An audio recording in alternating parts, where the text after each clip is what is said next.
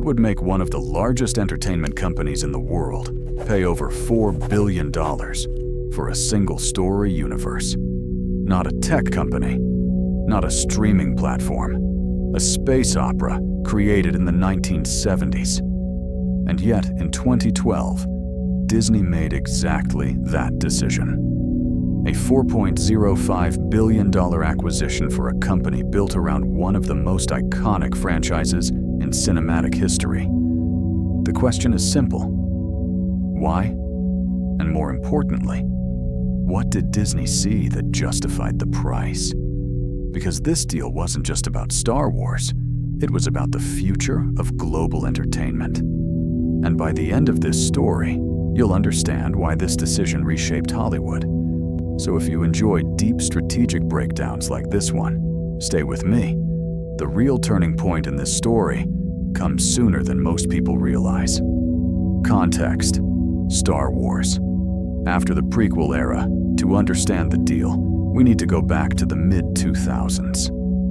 By 2005, the Star Wars prequel trilogy had concluded with Revenge of the Sith.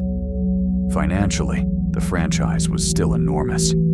Across all 6 films, Star Wars had already generated billions in global box office and an even larger empire in merchandise.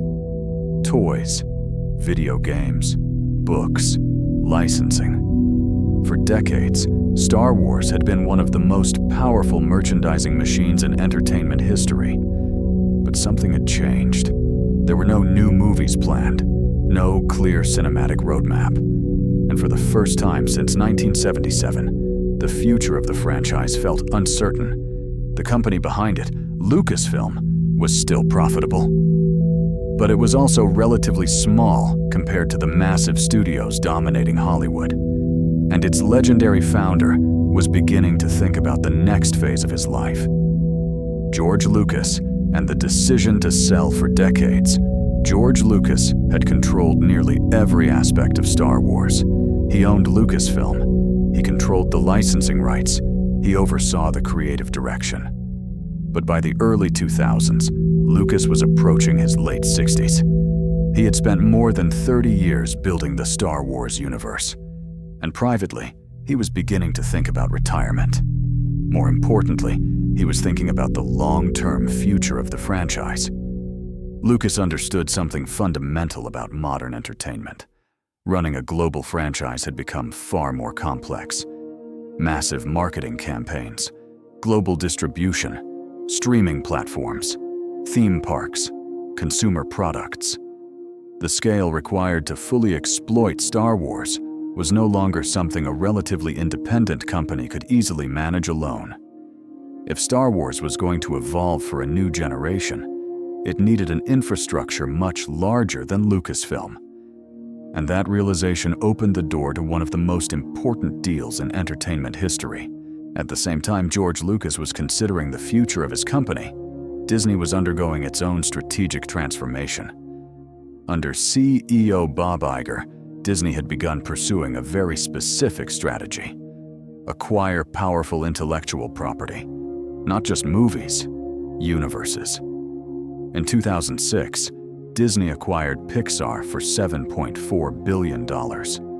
In 2009, it acquired Marvel for $4 billion.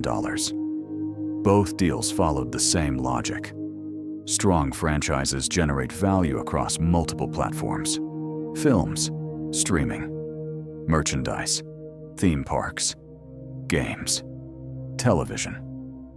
When Bob Iger looked at Star Wars, he didn't just see a film series. He saw a multi-generational storytelling platform, a universe capable of producing stories for decades. And unlike many other franchises, Star Wars had something even more valuable: global emotional attachment. Multiple generations had grown up with the saga. That kind of cultural power is almost impossible to manufacture, but it can be acquired. The negotiation and the $4.05 billion deal. The discussions between Disney and George Lucas began quietly. Bob Iger approached Lucas with a vision. Disney would not simply buy Lucasfilm. It would expand Star Wars. New films, new trilogies, new series, new worlds. Lucas, interestingly, had already begun developing early ideas for another trilogy. When negotiations progressed, he agreed to pass those story concepts to Disney.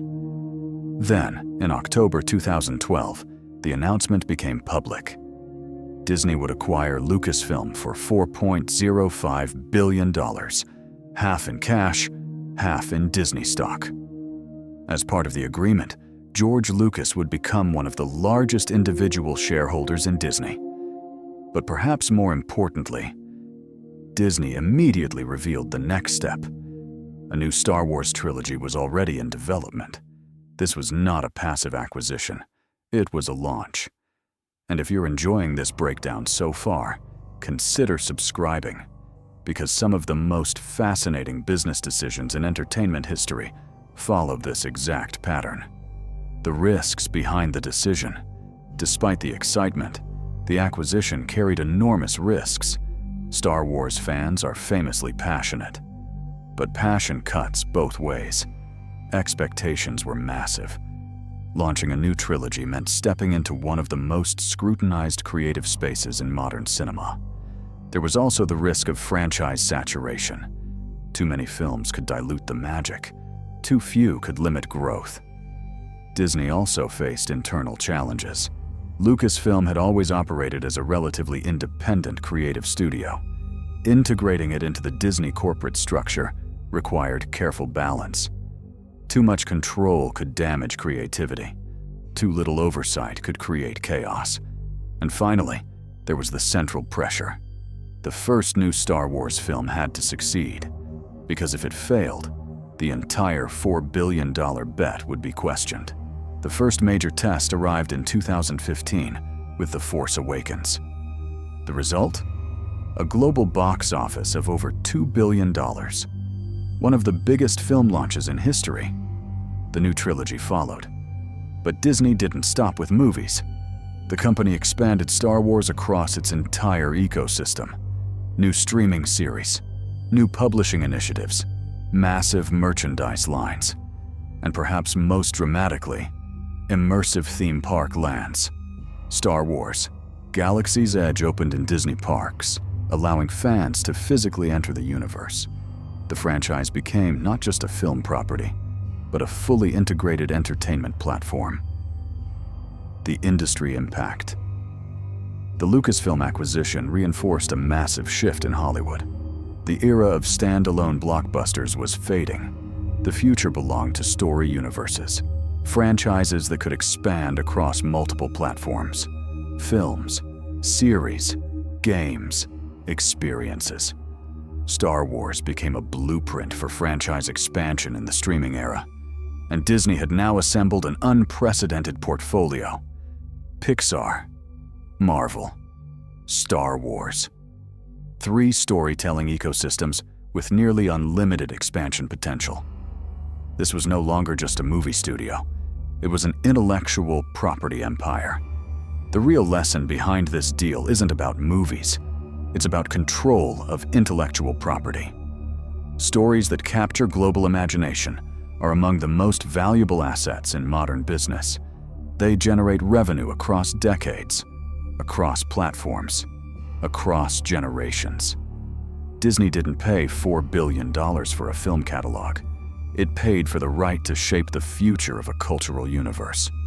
And in an economy driven by attention, that kind of asset can be priceless. But here's the deeper question. If Disney had not made the Pixar deal, and if it had not made the Star Wars deal, would the company still dominate global entertainment today?